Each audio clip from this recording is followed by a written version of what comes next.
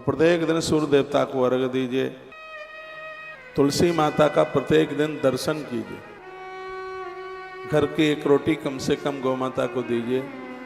भले आप थोड़ा मंदिर में बैठ पाएं, घर के मंदिर में भगवान को वंदन पूजन करते हुए ही अपने ऑफिस के लिए कहीं जहां भी आप जा रहे हैं तभी आप प्रस्थान कीजिए। यह प्रेम लक्षणा भक्ति है कि आप भगवान से मिलके ही जाइए और जब घर में प्रवेश करते हो तो हाथ पांव मुंह धो के भगवान को ही प्रणाम करके धन्यवाद उनका कीजिए। कहिए प्रभु आपकी कृपा से मेरी आज की यात्रा बहुत सुगम और बड़ी बढ़िया रही, कभी कोई कष्ट आएगा ही नहीं।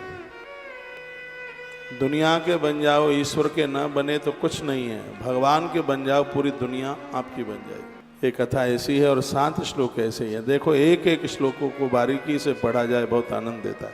रुक्मिणी माँ लिखती है कि श्रुत्वा गुणान भुवन सुंदर सन्नितांते निरवेश कर्ण विवरे हरतोंगताप। विवाह के लायक जो भी बेटियां हैं, मेरे निवेदन पर 5 मिनट का ये पाठ है। 7 श्लोकों में 5 से 10 मिनट ही लगेंगे। घी का दिया जला करके, साड़ी पहन करके, वो भी काली और नीली नहीं, लाल या पीली साड़ी पहनकर, और आप अपने घर के मंदिर में ये 7 श्लोक आप एक आध महीना भी इसका पाठ कर लेते हैं, आपके विवाह में आने वाली सभी अवरोधकता समाप्त हो जाती है। माता पिता बड़े परेशान होते हैं जब बेटी को अच्छा घर और अच्छा वर नहीं मिलता था। मैं तो ये कहूँगा कि विवाह ससुराल जाने से पूर्व यह बेटियां इन 7 श्लोकों का पाठ करें।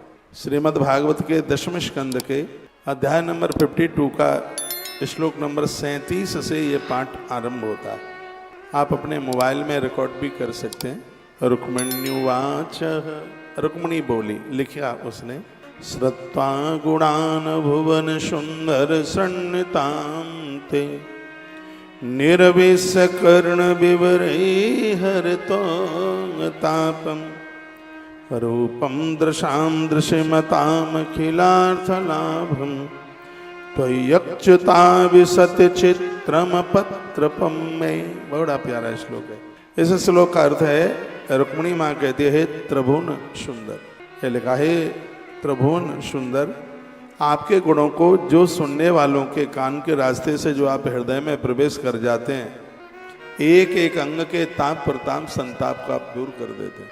तो क्या माता रुक्मिणी कह रही है कि आपकी कथा सुनने मात्र से, आपका नाम सुनने मात्र से त्रिविध दुख दूर हो जाते हैं। और जिन्हें आपका दर्शन हो गया है, जिन्हें आपकी प्राप्ति हो गई है, फिर तो पूछिए ही मत, उनको तो क्या मिल गया है। सिर्फ आपके सुनने से त्रिविध ताप समाप्त हो।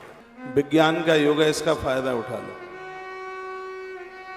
भोर में जागते हो, आपके पास बड़े अच्छे अच्छे मोबाइल हैं, उसमें स्तोत्र प्रमाणित है।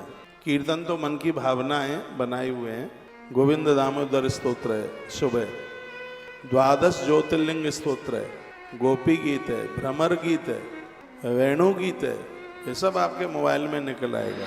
ये भोर में काम भी करते रहिए और आप सुनते भी रहिए। जिस समय आप नहा रहे हैं उस समय गंगा स्तोत्र को श्रवण किया करो। गंगा अष्टक है, गंगा स्तोत्र है, आप मोबाइल चला करके रख दो, स्नान करते रहिए, काम करते रहिए। मैं संपूर्ण माताओं को कहना चाहूँगा, और आज पहली बार बोल रहा हूँ, जितनी देर के लिए आप रसोई में रहते हैं, आपके मोबाइल में अन्नपूर्णा स्तोत्र चलता रहे, मोबाइल में ही चलता रहे।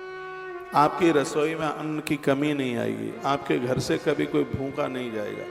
जिस तुलसी वन आश्रम में आप बैठे हैं, यहाँ हजारों की संख्या में अन्नपूर्णा स्तोत्र के पाठ हुए। जिस हॉल में काफ़ी भक्त लोग रुके हैं, जहाँ मेरे गुरुजी की तस्वीर लगी है, उसी के नीचे एक अद्भुत अनुष्ठान 27 दिन का हुआ है। और तब इस आश्रम में कुछ भी नहीं था, सबसे पहले वो हॉल ही बना था। मेरा विद्यार्थी काल था, ये समझ लीजिए, तब उसका निर्माण हुआ है। और यही बैसाख का महीना था, इसी बैसाख के महीने में अनुष्ठान हुआ। मध्य प्रदेश के एक पंडित जी होते थे, होशंगाबाद पड़ता है मध्य प्रदेश में, तो काफ़ी ब्राह्मण बैठे, पैसों की व्यवस्था थी नहीं, रेजगारी इकट्ठी करके और ब्राह्मणों को दक्षिणा दी जा रही थी। तो मेरी आंख में आंसू आ गए। उन्होंने आशीर्वाद दिया, मैंने उनके चरण छुए। तो होशंगाबाद वाले वो पंडित जी, आचार्य जी बोले, पता नहीं हमारी और तुम्हारी मुलाकात कब होगी। बहुत छोटा ही, ज़्यादा उम्र नहीं थी मेरी तब का ये आश्रम बनाए। पता नहीं हमारी आपके द्वारा मुलाकात होगी कि नहीं, और मेरी हुई भी नहीं है द्वारा मुलाकात। ब्राह्मण का बेटा हूँ, तीनों कालों में संध्या करता हूँ, और मेरे हृदय से आवाज़ निकल रही है कि इस आश्रम से कभी कोई भूखा नहीं जाएगा। यहाँ अन्नपूर्णा माँ स्थिर होकर के बैठ गई।